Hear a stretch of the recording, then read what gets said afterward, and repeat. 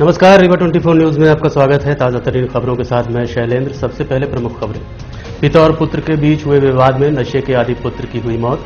बढ़ती महंगाई के विरोध में महिला कांग्रेस ने किया हल्ला बोल। सिलपरा सहित आसपास के ग्रामीणों ने सिलपरा विद्युत गृह में किया धरना प्रदर्शन और यूथ कांग्रेस प्रदेश अध्यक्ष पहुंचे रीवा की पत्रकार वार्ता। खबरें विस्तार से।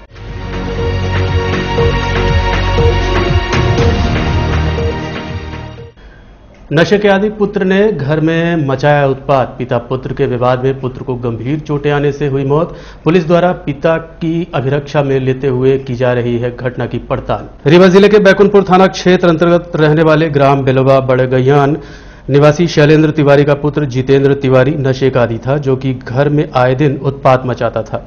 बीते दिवस भी नशे में चूर होकर जितेंद्र तिवारी घर पहुंचा और पिता के साथ विवाद करते हुए मारपीट करने लगा, जिसके विरोध में पिता ने भी पुत्र के साथ मारपीट की, जिसके चलते पुत्र को गंभीर चोटें आने से मौत हो गई। फिलहाल पिता शैलेंद्र तिवारी को पुलिस अभिरक्षा में लेकर घटना के संबंध में पूछताछ कर रही है। ये जानकारी एडिशनल एसपी ने रीवा 24 को दी। बैकुंठपुर थाना क्षेत्र का बिलवा बड़गैया गांव है, वहां पर ये जितेंद्र तिवारी पिता शैलेंद्र तिवारी 27 साल की आसपास की एज है इसकी।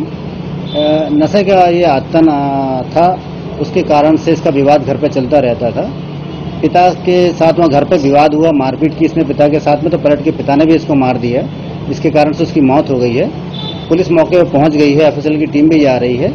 पुलिस के द्वारा वैधानिक कार्रवाई कर दी गई है और उसके पिता को भी अभिरक्षा में ले लिया है।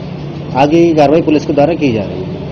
सब जानकारी मिली कि नशे की हालत पे। हाँ, मैं बताया आपको कि नशे का ये आदी था और लगातार उसी के कारण से विवाद करता रहता था।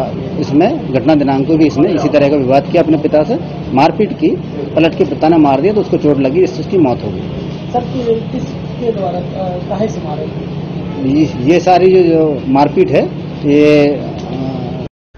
एलपीजी, खाद्य तेल, डीजल, पेट्रोल, दाल एवं खाद्य पदार्थों के बढ़ते दामों के विरोध में महिला कांग्रेस ने हल्ला बोल प्रदर्शन किया।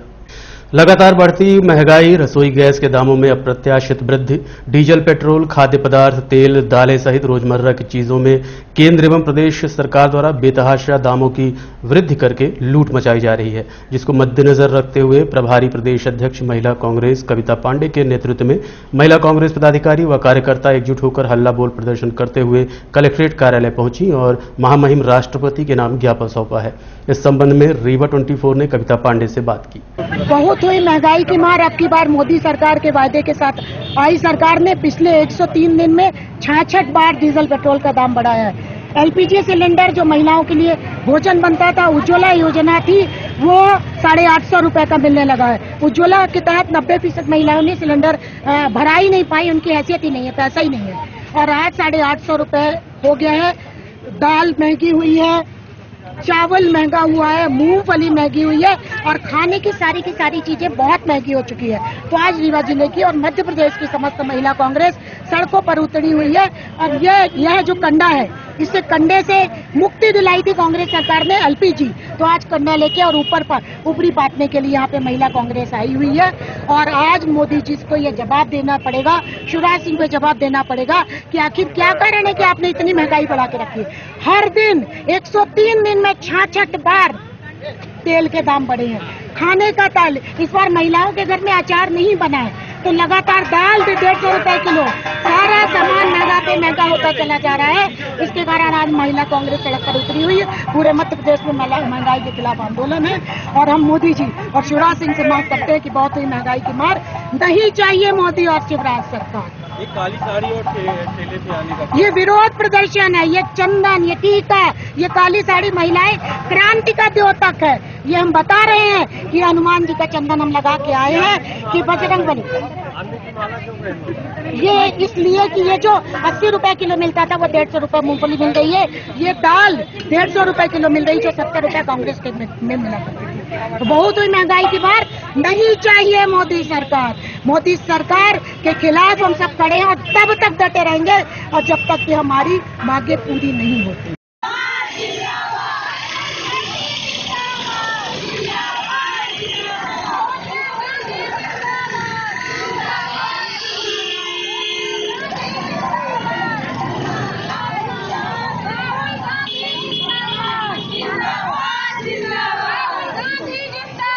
जिंदाबाद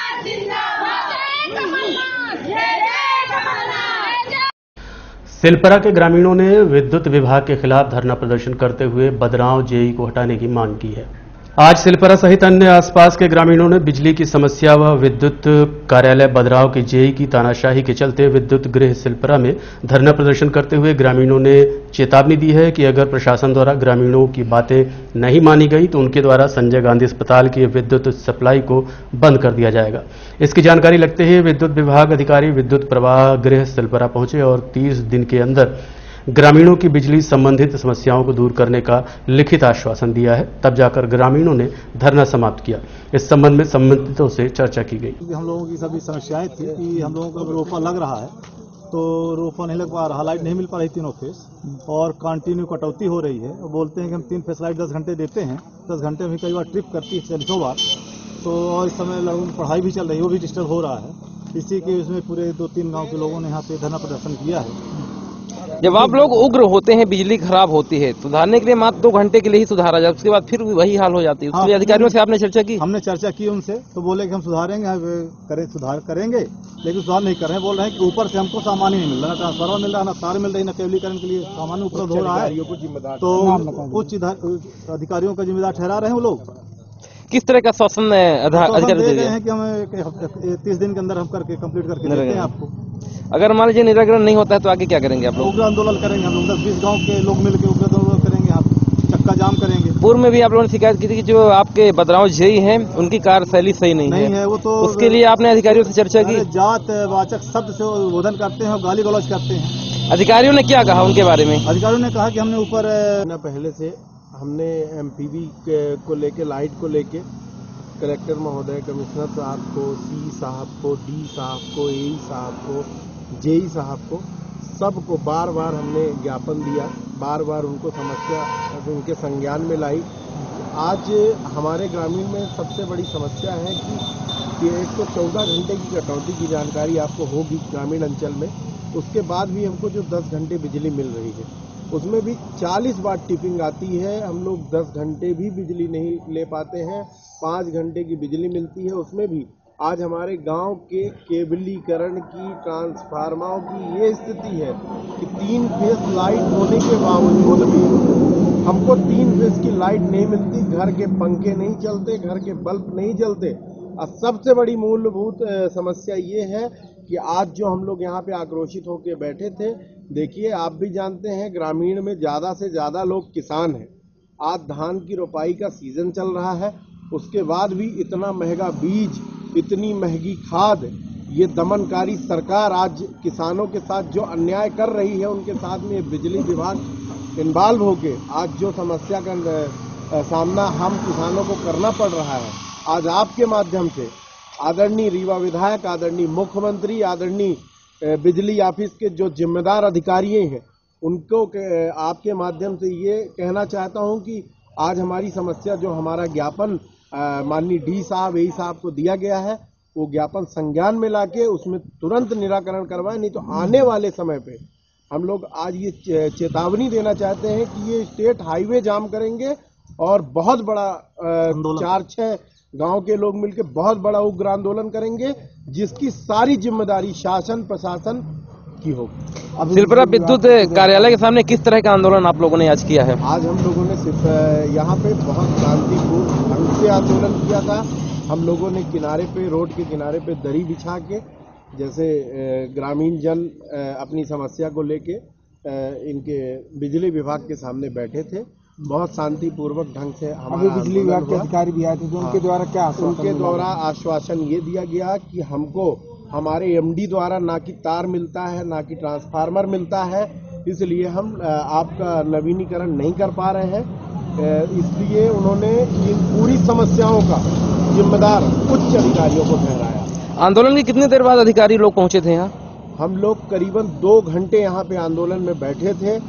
पुलिस प्रशासन आया, उसने हम पर दबाव बनाया, उठाने की कोशिश की, तब हम लोगों ने पुलिस प्रशासन द्वारा FIR की चेतावनी दी गई और हम लोगों के नाम लिखे गए। उसके बाद भी हम लोग बैठे रहे। हम लोगों ने ये कहा कि भाई हम लोग किसान हैं, वैसे भी सरकार हम लोग को जीने नहीं दे रही है, आप तो कम से कम हमारी मदद करो। उसके बाद भी हम लोग यहाँ पे बैठ के शांतिपूर्वक। ऐसी जानकारी मिल रही है कि संजय गांधी अस्पताल की लाइन को भी आप लोग ने रोक दिया था। नहीं, ये गलत बात, ये गलत आरोप है। ये जो आरोप लगा रहा है, अंदर लॉग बुक होती है, आप जाके उसकी जांच कर लें, किसने रोका किसने नहीं रोका। नाम बता दीजिए। नाम है मेरा शुभम सिंह।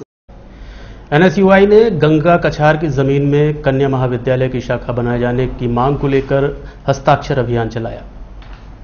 जिला अध्यक्ष मंजुल त्रिपाठी के नेतृत्व में एनएसयूआई द्वारा हस्ताक्षर अभियान की शुरुआत की गई है, जिसमें बढ़ चढ़कर छात्र छात्राओं सहित अभिभावकों ने सहमति जताई है कि कन्या महाविद्यालय की शाखा का निर्माण गंगा कछार की जमीन पर होना चाहिए। वहीं जिला अध्यक्ष द्वारा चेतावनी दी गई है कि यदि इसके बाद भी मांग पूरी नहीं की गई तो स्थानीय विधायक के घर का घेराव किया जाएगा। हम लोग एनएसयूआई के साथी बहुत दिन से मांग कर रहे हैं गंगा कछार की जमीन में कन्या महाविद्यालय की ब्रांच खोली जाए। आज उसी क्रम को आगे बढ़ाते हुए हम लोग यहाँ जिले में पूरे हस्ताक्षर अभियान चालू करेंगे, जिसकी शुरुआत आज ठाकुर रणमत सिंह महाविद्यालय से की गई। और अगर हमारी मांग जल्द पूरी नहीं होती तो जल्द हम राजेंद्र शुक्ला जी के घर का घेराव करेंगे। किस तरीके का रिस्पांस मिल रहा है छात्रों द्वारा? छात्रों का अच्छा उत्साह दिख रहा है, सभी छात्र इसमें बढ़ चढ़कर हिस्सा ले रहे हैं। छात्र के साथ यहाँ पर जो परिजन भी आ रहे हैं वो भी इस मुहिम में शामिल होने की प्रयास कर रहे हैं। कन्या छात्राएं भी उस साथ में? कन्या छात्राएं अपनी बहनों, छोटी बहनों के लिए भी वो कोशिश कर रहे हैं कि हमारी यह मांग पूरी हो। शुभ नाम आप? मंजुल त्रिपाठी, जिला अध्यक्ष एनएसयूआई। जमीनी कार्यकर्ताओं को एकजुट करने यूथ कांग्रेस के प्रदेश अध्यक्ष डॉक्टर विक्रांत भूरिया रीवा पहुंचे। पत्रकार वार्ता का आयोजन कर पत्रकारों से रूबरू होते हुए अहम जानकारियां दी। यूथ कांग्रेस के प्रदेश अध्यक्ष डॉक्टर विक्रांत भूरिया ने पत्रकार वार्ता का आयोजन कर दावा किया है कि यूथ कांग्रेस की आने वाली चुनावों में अहम भूमिका होगी। कांग्रेस को जो होना था वो हो चुका, अब उसके पास खोने जैसी कोई चीज नहीं है। अब यूथ कांग्रेस के कार्यकर्ता पार्टी को नई ऊर्जा के साथ आगे ले जाएंगे। और भी बहुत कुछ विक्रांत भूरिया ने पत्रकार वार्ता के दौरान कहा, आप खुद सुनिए। मेरा ये रीवा में दूसरी बार आना हो रहा है। पहले एक बार कमलनाथ जी का कार्यक्रम था तब मेरा आना हुआ था, और जूडा के समय क्योंकि मैं प्रदेश जूनियर डॉक्टर एसोसिएशन का अध्यक्ष रहा हूं, तो रीवा के मेडिकल कॉलेज में मेरा आना जाना लगा रहता था हड़तालों के संबंध में। आज के परिवेश में स्थितियां बहुत ज्यादा विकट हो गई हैं। आज आम आदमी पूरी तरह से बर्बाद होता चला जा रहा है। चाहे हम महंगाई ले लें, पेट्रोल महंगा हो गया है, डीजल महंगा हो गया है, खाने का तेल महंगा हो गया है, दूध महंगा हो गया है, गैस महंगी हो गई है। सब कुछ बहुत महंगा होने के कारण आम आदमी के पास आज खाने के पैसे भी नहीं बच रहे हैं। ऊपर से कोरोना काल में जो भी जिनका आय के साधन हुआ करते थे वो पूरी तरह से खत्म होते जा रहे हैं। ऐसे समय में सरकार ने ना कोरोना के समय किसी तरह की कोई जनता की मदद करी, और न ही महंगाई को नियंत्रित करने में किसी भी तरह के ऐसे कोई प्रयास केंद्र सरकार और नहीं शिवराज सरकार कर रही है। हम यूथ कांग्रेस के कार्यकर्ता लोग हर दिन जनता की आवाज उठाने का काम करते हैं, और अभी 10 तारीख से 17 तारीख तक हमारे हर जिले में साइकिल यात्राएं हो रही हैं, हस्ताक्षर अभियान हो रहे हैं, ताली के कार्यक्रम हो रहे हैं, ताकि ये सोई हुई कुलकर्णी सरकार को हम जगा सकें। और इस तरह के बड़े बड़े आंदोलन लगातार आने वाले दिनों में आपको देखने मिलेंगे, जिसमें जनता के मुद्दे, महंगाई, बेरोजगारी जैसे बड़े बड़े मुद्दों को उठाया जाएगा और जनता का पक्ष इस सोती हुई सरकार के सामने रखा जाएगा। पुलिस अधीक्षक कार्यालय पहुंचकर पीड़ित दंपति ने न्याय की गुहार लगाई।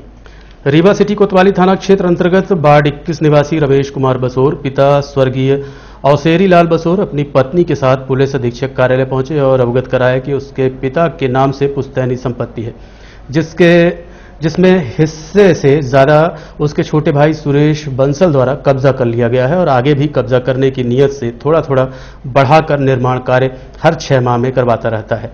जब उससे हिस्सा बांट की बात की जाती है तो लड़ने पर उतारू हो जाता है, गाली गलौच व मारपीट करने लगता है। दिनांक 11 जुलाई को सुबह 6 बजे जब प्रार्थी अपने जानवरों को घर के पुश्तैनी रास्ते से निकाल रहा था, तभी सुरेश बंसल जानवरों को उक्त रास्ते से निकालने के लिए मना करते हुए गाली गलौच करने लगा और मारपीट पर उतारू हो गया। जब घर की महिलाओं व मेरी पत्नी द्वारा लड़ाई झगड़ा करने से मना किया गया तो अभद्रता पर उतारू हो गया। महिला व पुरुष साथी के साथ गाली गलौज की और अन्य परिवारजनों के साथ मारपीट करने लगा, जिसके चलते प्रार्थी के पैर में चोटें आई हैं। वहीं खुद भी मारपीट करते हुए गिर गया, जिसके चलते गाल में मामूली जख्म आया है, जिसकी शिकायत आरोपी द्वारा बढ़ चढ़कर बताते हुए सिटी कोतवाली में झूठी शिकायत दर्ज करवाई गई है।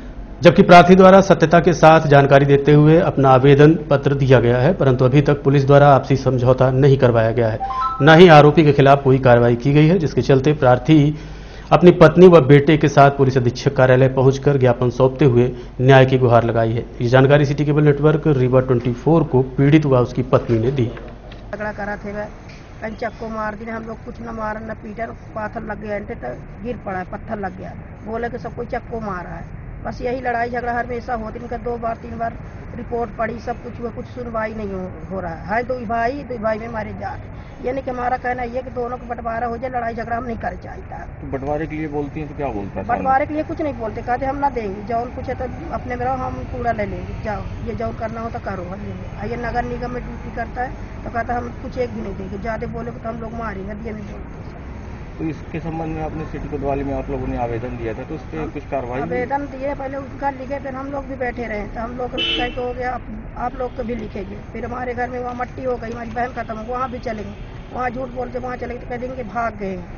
ये मत हमेशा लड़ाई जब 3-4 बेरी लड़ाई होती है, मतलब जमीनी विवाद है? हाँ, केवल जमीनी विवाद, तो ऐसा बात विवाद में घर के हिस्सा बांट नहीं बताया। 3-4 बेरी लड़ाई, दोनों भाई के जहर लड़ा हो जाए, दोनों भाई के जहर लड़ा हो जाए।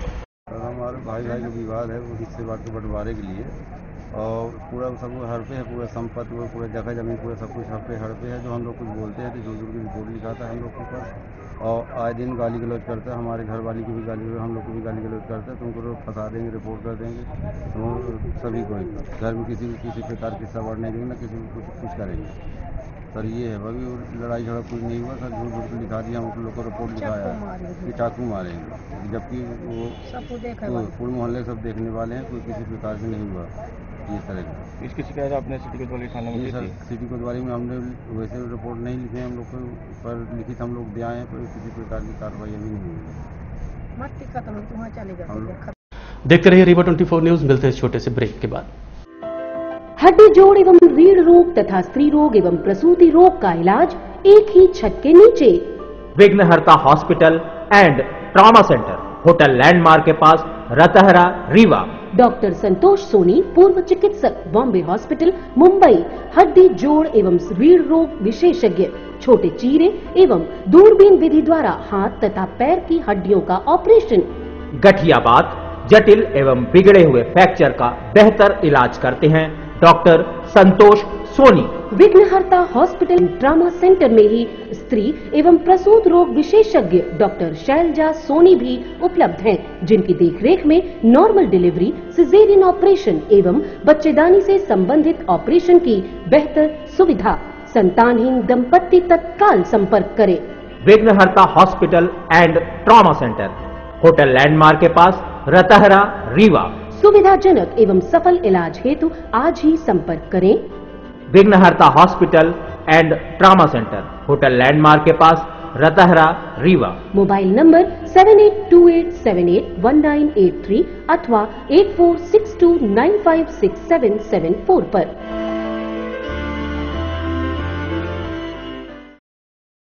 रीवा संभाग प्रभारी की अध्यक्षता में भारतीय मजदूर संघ कार्यालय में रूटीन बैठक का आयोजन किया गया। भारतीय मजदूर सन्निर्माण मजदूर संघ कार्यालय में संभागीय प्रभारी की अध्यक्षता में बैठक का आयोजन किया गया, जिसमें केंद्र सरकार द्वारा मजदूर विरोधी नीतियों, कृषि ग्रामीण विकास योजना, प्रदेश स्तर पर भवन सन्निर्माण में गठन समेत भवन सन्निर्माण के कर्मचारियों व मजदूरों को उनके हक व कार्ड बनवाने, योजनाओं के क्रियान्वयन समेत संगठन विस्तार को लेकर चर्चा हुई। इस संबंध में संभागीय प्रभारी से चर्चा की गई। आप खुद सुनिए उन्होंने क्या जानकारी दी। मुख्य रूप से जो भी यहाँ आया कि भवन सन्निर्माण मंडल का जो कार्य है, मंडल का गठन नहीं हुआ प्रदेश का, इस कारण जो कार्य है तो बहुत सफर कर रहा है। जो व्यक्ति उसके लायक नहीं है उनको बनाया, उनके कार्ड बन रहे हैं। हमारे जो मजदूर हैं, कर्मचारी हैं, उनके कार्ड नहीं बन रहे भवन सन्निर्माण के। कृषि ग्रामीण का स्थिति यही है, क्योंकि उनकी योजनाएं सरकार ने कभी प्रकाशित ही नहीं किया, जिससे किसानों को मालूम ही नहीं है। 5 एकड़ तक के किसानों को क्या क्या लाभ मिलती है, सरकार क्या क्या देता है। जाकर के कृषि विभाग लोग जाते हैं, वहाँ जाने के बाद बोल देते हैं आपका बजट ही नहीं आया। इसके तारतम्य उनका नहीं होता, राजनीतिक लोगों को लाभ मिल रहा है। एक्चुअली जो 5 एकड़ से नीचे के किसान है, कृषक है, उनको कोई भी लाभ नहीं मिल पा रहा है। इसी तारतम्य आज बैठक हो रही है यूनियन से। अभी हमारी शाम तक ये बैठक चलेगी और शाम तक में देखिए क्या निचोड़ निकल के आता है। पूरे संगठनों को दुरुस्त करना है। अभी वर्तमान में केंद्र सरकार भी जो मजदूर विरोधी नीति अपना रही है, हमारे राष्ट्रीय महामंत्री ने अभी पत्र लिखा है, 2 बार पत्र लिख चुके हैं, कड़े शब्दों में पत्र लिखे गए हैं। और यदि नहीं होता तो आगे की रूपरेखा प्रदेश और राष्ट्रीय स्तर के संगठन बैठ करके तय करेंगे आगे किस तरह के कार्य किए जाएंगे। क्योंकि प्राइवेट में सब पूरा जितनी भी कंपनी है या जितने सरकार के उद्योग हैं सब जा रहे हैं, इससे भी कर्मचारियों का अहित हो रहा है। तो इस अहित को ध्यान में रखते हुए पूरे प्रदेश के आह्वान पर कि हर प्रभारी हर जिले की बैठक ले और जिले के अपने संगठन को दुरुस्त करे। आगे जैसी स्थिति बनेगी हमारी केंद्र की माफी मजदूर।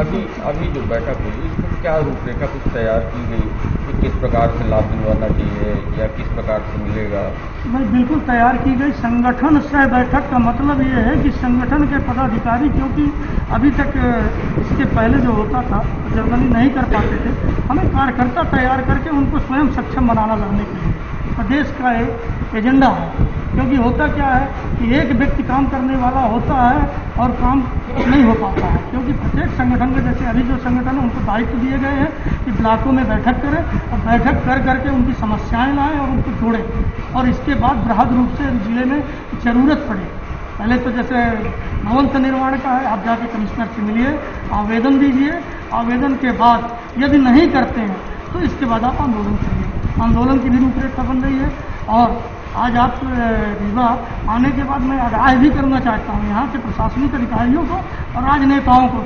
भारतीय मजदूर संघ कोई राजनीतिक संगठन नहीं है, वो मजदूरों का विशुद्ध रूप से संगठन है। इसलिए मजदूर हित में काम करना होगा और जिस तरीके से भी होगा, सरकारें हों चाहे जिसकी भी हो, किस तरह से वो मानेंगे। भारतीय मजदूर संघ तैयार हो रहा है और आगे चल के अपनी पूरी तैयारी के साथ आंदोलन करेगा। यदि आंदोलन से नहीं मानेंगे, जो भी स्थिति बनेगी, मजदूर संघ।